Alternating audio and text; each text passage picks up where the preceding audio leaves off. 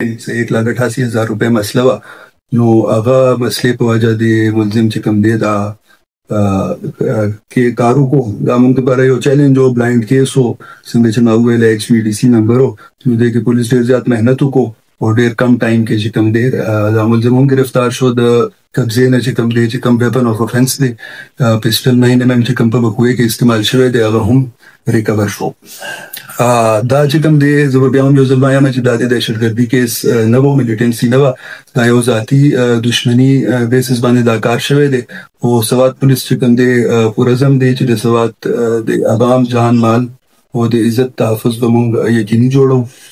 داسې کیسز انسداد دپاره هم مونږ کار کولی یایو. او سره سره چې کوم تفتیش دی کوم چېرته زاړه کیسونه پاتې دي یا چې کوم نور چېرته خدای مکړه چېرته داسې ناخوشګواره واقع رونما کېږي نو هغه کې به هم دغسې پروفیشنل انداز کې مونږ تفتیش کوو. دا مجرمان به بیا فریق انداز تک رسوو.